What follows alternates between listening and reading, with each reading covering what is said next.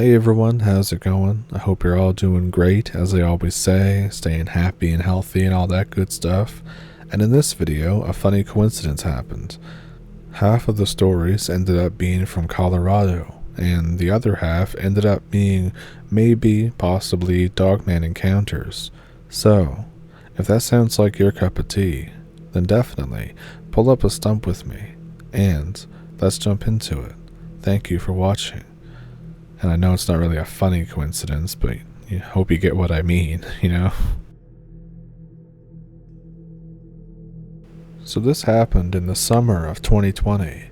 I live in Colorado, and me and my buddy were both laid off because of the you-know-what, and we decided to go on a 22 or so mile hike in the mountains. It was this fairly well mapped out trail that was at about 12,000 feet elevation. And we figured that we're going to be out there for 2 nights. So the first night, we're absolutely exhausted, but we're making good time. We hike a bit off the trail, and we set up a campsite. We marked the area where we went off trail so we could find it again. The next morning, all seems normal. So we go to get back on the trail where we marked, and we see this guy. We figure he's homeless, but he's just sitting by a tree on the trail, waiting for us to come out. We try and talk to him, but there's no response. He just stares at us. Both of us were a little freaked out at this point. He looks like he's covered in dirt and possibly blood. We continue to hike and just leave him there, but we keep our eyes peeled at all times. The rest of the day is very uneventful. We're actually almost finished our hike already, and we're going to set up camp mid-afternoon and just relax, and we plan to smoke some weed. But before we do that, we still have to find a place to set up camp. So eventually, we go about 1.5 miles off the trail into the woods, and before we're even settled in, this guy shows up again out of nowhere, and whenever he walks, he doesn't make a sound. We have no clue how he found us. We figure that he must have tracking skills. Also, we have no clue why or how he has seemingly followed us for 9+ miles of rough terrain. No equipment or anything, especially without us knowing we were being followed, because it was dead quiet the entire time. We try to question him. My buddy is full on enraged at this time. The guy just starts mumbling weird-sounding gibberish under his breath. I can't even tell if it's English. We hurriedly pack up and we just decide to leave the area. The entire time, he just stands there and watches us from 10 feet away. We finish the last bit of the hike in a light jog for like 4 miles. We're totally exhausted because of the elevation. We load up and we drive off, calling the nearest ranger station. We told them everything, but they didn't really seem to care. And if you're wondering exactly what he was saying, it was mostly incoherent stuff, but at points, I thought he might be speaking like another language. He was mumbling a lot, so it was hard to tell, but it definitely sounded like there was a structure and possibly a rhythm that I could make out sometimes. My friend truly believes that this guy was possessed, or being used as a meat suit by God knows what.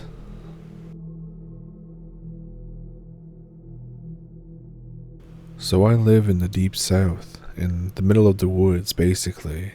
My grandfather, who died almost 2 years ago, has Native American ancestry, and my family land is basically all old Native American hunting grounds or something like that. I don't remember exactly what he told me.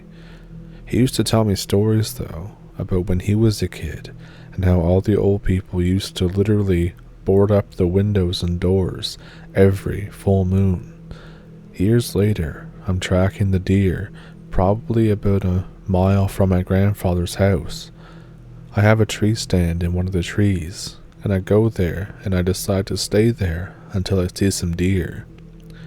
I don't see a single deer or any animal the entire time I'm up there. It's starting to get dark, and I remembered and realized that I did not bring a flashlight, so I know I won't make it back to the house before it gets dark.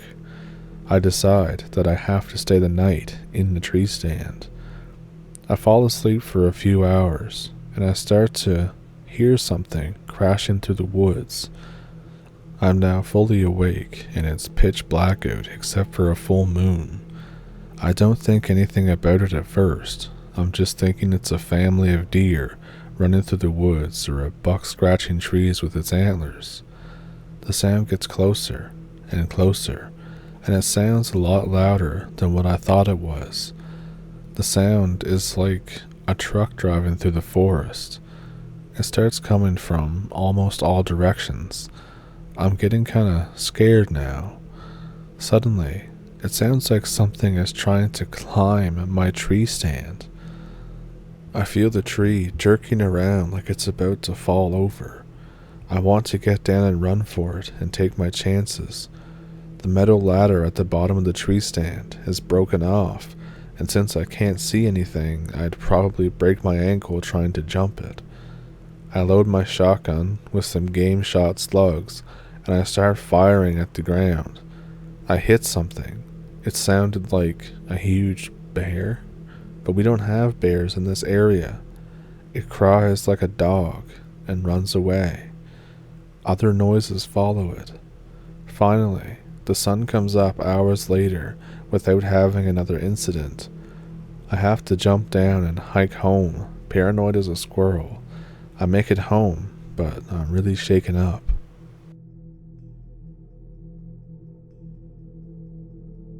So ever since this happened, I've wondered if there is cult activity in Colorado.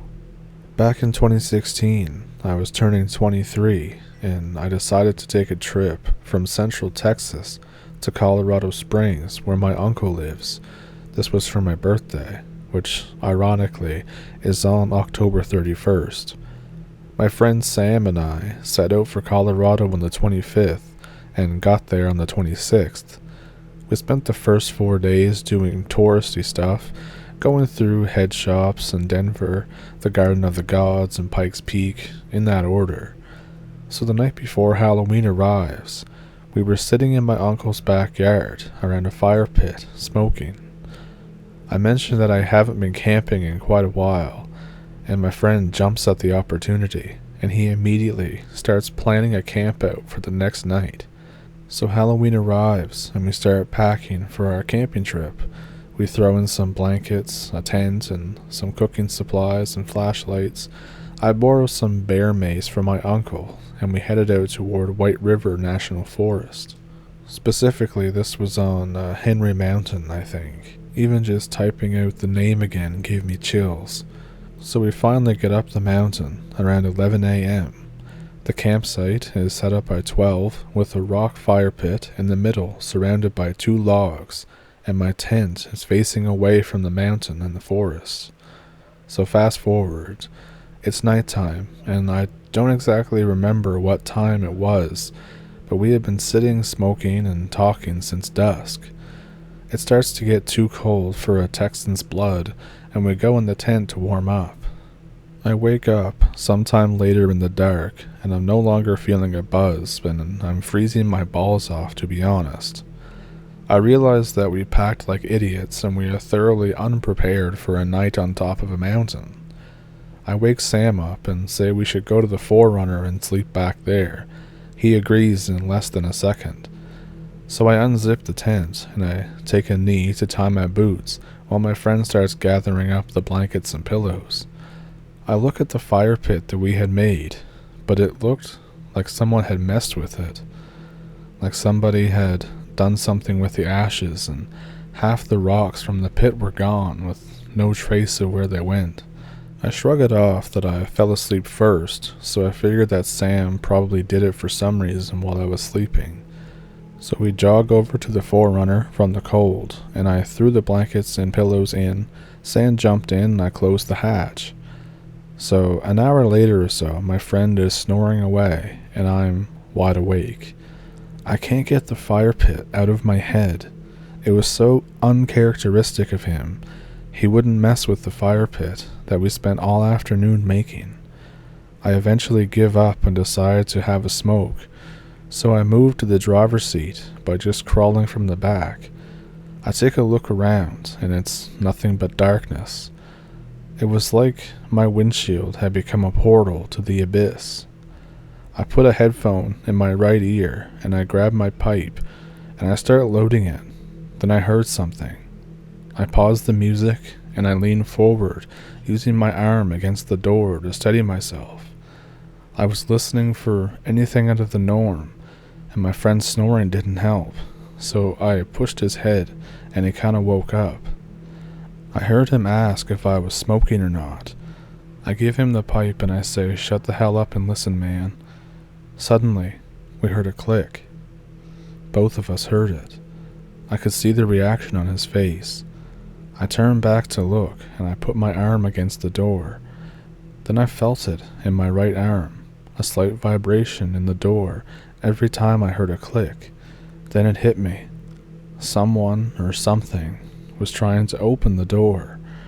Immediately, a million thoughts run through my head, and the second one was F. I feel it happen 2 more times. It just sorta switches doors while I'm watching. In the span of 5 seconds, right after the second pull, the door behind me was pulled, then the hatch, then the back right, and finally, the passenger side door. I was shocked and speechless like never before. I had seen nothing, and it happened so fast. I remembered this cold feeling in the pit of my stomach as I looked at the passenger window. Now all of my windows are tinted practically black, so I couldn't see anything, but as I was looking over at the window, I heard 3 small but definite taps. "That's enough," I say out loud. I turned to my friend and told him to hand me the keys. As I did, they realized that we were in the car and not in the tent. I flick on the high beams, and I felt my hope die a little. There's 20+ people in the forest and around our tent. One of them was pouring gas on our tent, and a few others were pulling up the tent spikes. For a second, they were frozen like deer in the headlights, and I wondered how long they'd been watching us for. I throw my car into reverse and go down the mountain so fast that somewhere along the way I broke the exhaust on my 4Runner. On the way down, I realized that they were going to light the tent on fire and then drag it off the cliff. I spoke to the police, but they found nothing. They couldn't even find our tent or our cooking stuff or any trace that we were even there. I had my uncle weld my exhaust, and I left for Texas that afternoon. I haven't been back to what I call now cursed Colorado since. So I ask again, is there any cult activity in Colorado? So I live in Michigan, and I only have 2 stories, and neither of them are first-hand accounts. The first one is supposedly one of the founding legends of the dogman. It is both straightforward and easily exaggerated. So we have a group of loggers who, after a long day, settled around a fire. As with all good scary stories, they came to find themselves feeling watched. Apparently, someone, or something, was watching them from the tree line. Being big burly loggers, they decided to ignore it, until the loudest, closest howl any of them had ever heard poured into the campsite. A person was worth ignoring. Wolves, however, were not, so they quickly made their way into their cabins. The most basic description I have is a single-room log house designed with bunk beds. The door was tall to accommodate axes over shoulders, among other things, so it was about a 7-foot door with a small window about 6 feet up. These loggers, now in the cabin, began to discuss the oddity of having wolves so close to camp when they heard the howl again. This time, it was right outside the cabin.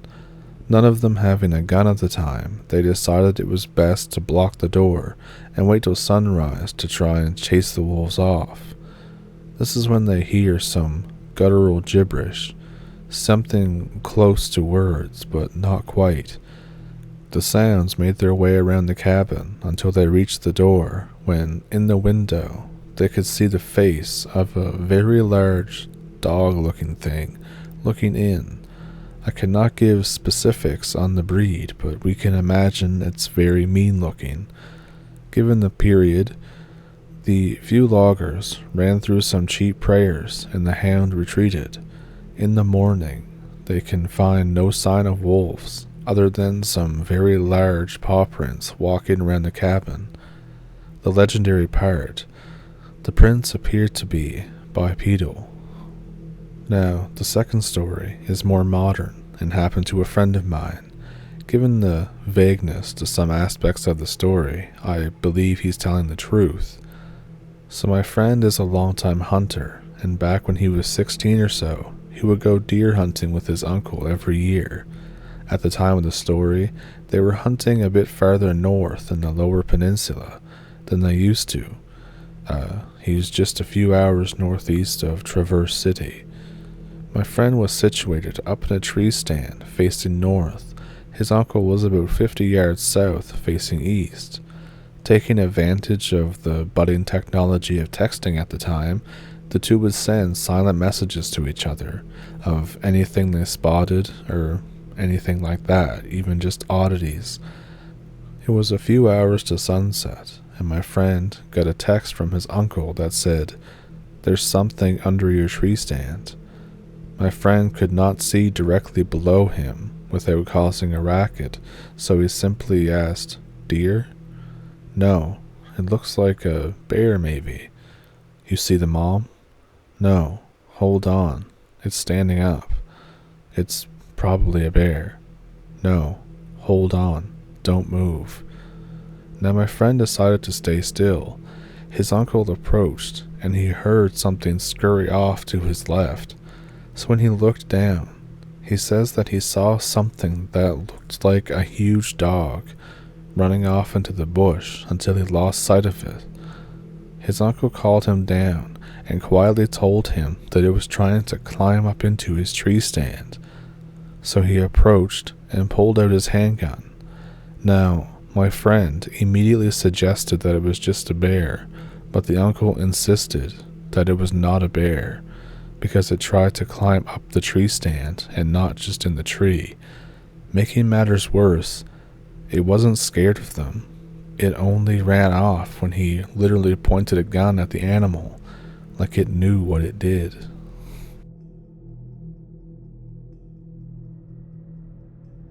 Hey gents, I never thought I would have enough courage to post this, but I want some answers, and I wish to share an interesting story that happened one weekend. So, without further ado, here we go. So I had planned this 2-day camping trip on the Grand Mesa. I got 4 others to come with me, especially a sweet young lady that I'm glued to, plus her little puppy. We figured screw it, and we're gonna be dumbasses for a few days out in the woods. So we fast forward to the day that we are on the mountain. The camping spot is completely away from everyone and everything because I really wanted that in a woods feel. I keep 2 firearms with me, a small .22 Bearcat revolver and a Sig Sauer M400. My lady holds the revolver for me, and my other buddies are corn-fed country boys, so I expected a shotgun or a bolt-action rifle of some sort. We spent the first day creeping the woods and plinking at targets and stuff, and we come across this bedding area that's full of bones and shit. And we're looking at it and think it's a little weird. I call my boys up, and we all kinda collectively crap our pants. I converse with my goons for a sec until my oldest friend, who I'll call Jay, looks at me and says, "This thing puts down at dinner time, doesn't it?" We all kinda laugh about it and trudge back to camp. So, the first night. I'm laying down with my old lady and the puppy at my feet. I start to hear some sneaky feet down by the creek, but the footsteps are getting heavier. The puppy's ears perk up, and he starts barking. I tap the dog on the butt to shut him up. The footsteps stop. I'm just sitting there listening. My lady starts to freak out as well. She hates all this cryptid or ghost story business. I tell her to just hang out and I'll check it out. I grab my gat and I slowly peek through the mesh on my tent. I see eyes reflecting from the fire outside, and I immediately think, oh shit. I duck down, but I don't say anything to my homegirl. She says, "What did you see?" I say, "Nothing. I thought I saw something, but it was nothing. I need to put the fire out. I'll be right back." I pick up my flashlight and blammer and I unzip the tent. I shine the light over in the direction that I saw the eyes, and once my light reached over there, I didn't see anything. Not a damn thing. In fact, I had been expecting to go out and dump a 30-round mag into it, but there was nothing there. My buddy J and B come out of their tent, guns in hand. They both say, "Hey man, what are you doing?" I relay the story to them, and both of them get wide-eyed. They nope off back to the tent, no questions asked. I go back to the tent, and I eventually do drift off to sleep, and by the time I wake up, there was nothing really out of the ordinary that was different about our campsite. Day 2. We go hiking. We pack up a day pack and strap our rifles to our bags. We go deeper into the woods, about 20 miles from our campsite. It goes from rocky road to a hiking trail. There's nothing out here but mile markers and some old abandoned hunting camps. We get to the trailhead and we start our trek. It's a rather enjoyable hike. I ate some ravioli straight out of the can like a champ, and I took some lovely pictures. So we're coming back down the hill, and I begin to take in my surroundings. And then I notice something. It's this giant, missing 411 inspired boulder field right next to the trail. I make a mental note to go nowhere near that, and then as I'm looking around again, and you won't believe this part, but I saw a staircase. My heart dropped, and my nuts go up into my stomach. I know all about these things. They are the bane of everything I hate. I'm from Alaska, southern region near Fairbanks. I've lived in the woods most of my life, so screw a staircase. And if you don't know about staircases, I'll fill you in. Staircases in the woods have an unknown stigma and shouldn't be conversed if you're not a woodsy guy, or as a warning to someone going into the woods for the first time. Touching them or even walking up them has a huge paranormal output. You could go missing, end up never having a scent for tracking dogs, or even worse, collapse dead on the spot. I had a friend in Alaska who wound up missing because he went up one. He came to school the next day telling us all about it, and he said he went up them. And then he went missing, and he's been missing since 2006. It's tough. He was a really good kid, and a good friend.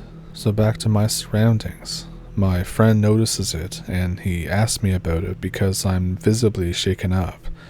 I tell him to shut up about it and just keep going. We reach our trucks to leave and go back to the campsite. I tell my girlfriend about the stairs, and she has a conniption fit. And she says, "Why would you not touch it, blah blah blah." I tell her about them, and I forget about it. Second night. I'm half asleep when the Coyotes decided to have an EDM concert over on the other side of the clearing. It's extremely loud. I listen for about 15 minutes before, lo and behold, I hear a doozy of a scream from below the neighboring hill. It hurts my ears. It sounds like one of those hunters from Left 4 Dead if you've ever played it. I sit there and I shit bricks. I grab my gat and hop out of the tent. So do my boys. We all run to our trucks and turn them on, lights on full. I decide to chase the thing out of here despite being scared. I get to the top of the hill and I see nothing, flashlights and all. We look down at the campsite, and again we see nothing. But then we hear the scream again, from about 400 feet from the camp. I run down the hill in a full sprint, popping rounds in the area that I heard it, and I hear a thwomp. I hit it. The scream gets belligerent and loud. The thing screams all the way back to the tree line. At about that time, I get a good glance at it in the moonlight. Its average build, I would say about 6 feet tall. It was too dark to see any normal details, and this thing can hoof it too.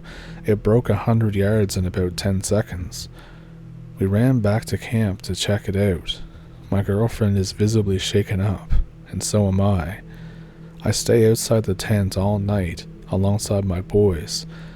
We obviously don't sleep. The next morning, we pack up and leave. Halfway on the drive back, I realize, oh damn, I think I shot a cryptid.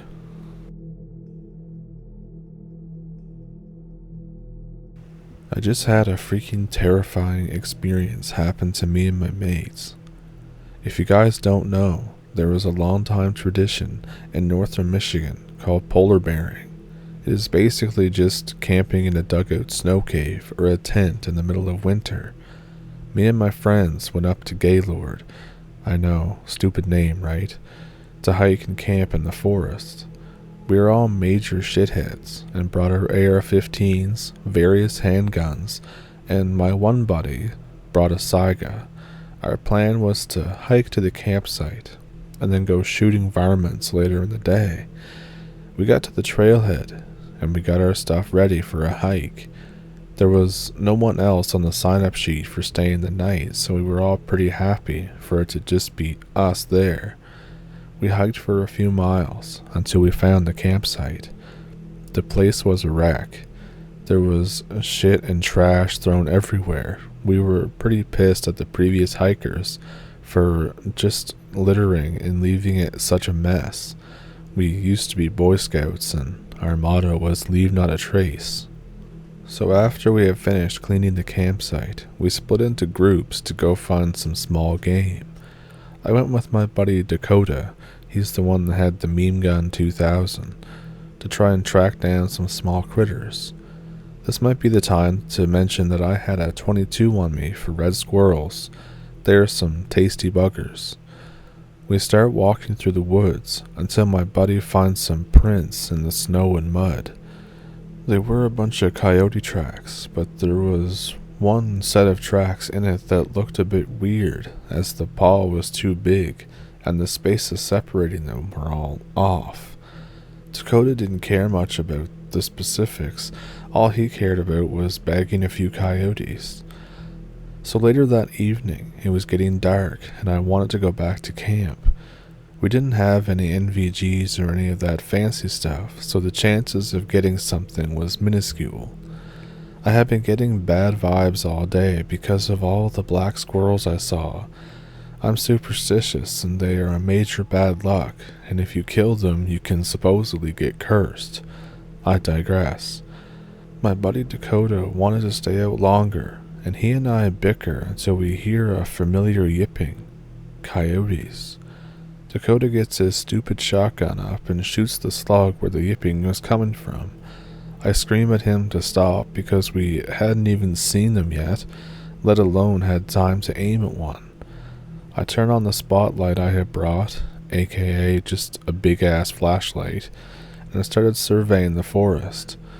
I see a coyote in the edge of the opposite tree line, but it's a bit odd.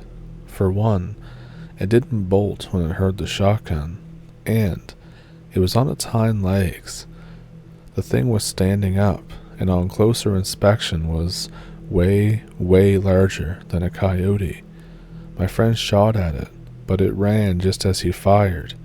It ran, like, on 2 legs.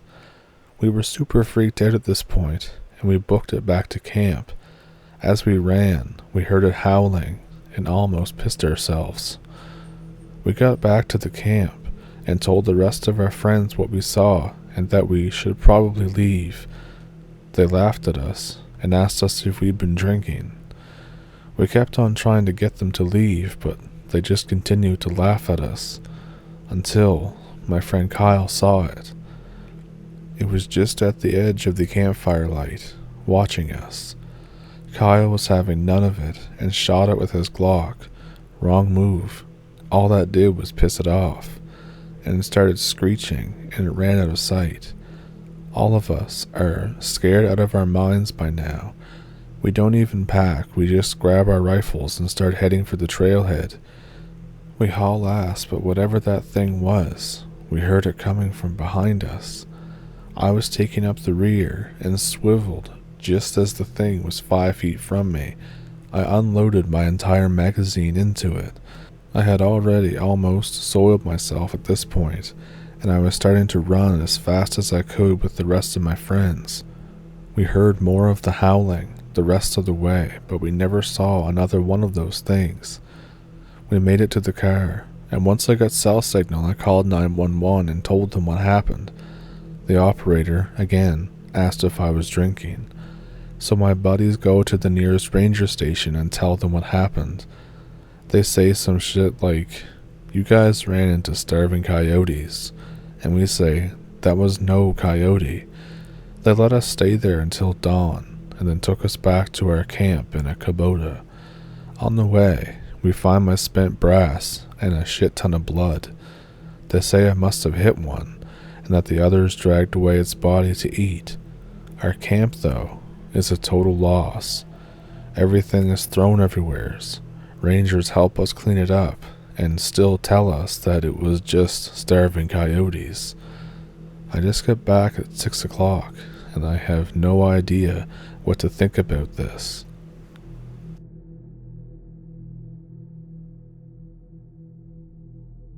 So, what'd you think of those stories? Let me know which one was your favorite one down in the comments. Do you have a story of your own? I have an email in the description that you can send it to if you want to. I also have a PayPal and a Patreon if that's something that interests you as well, and there's also some other information down there too. So, I hope you enjoyed the video, and if not, well, better luck next time, I guess. Anyways, with that, I think I will see you in the next one, and thank you for pulling up a stump. Like and subscribe, and I will see you in the next one. Thank you for watching.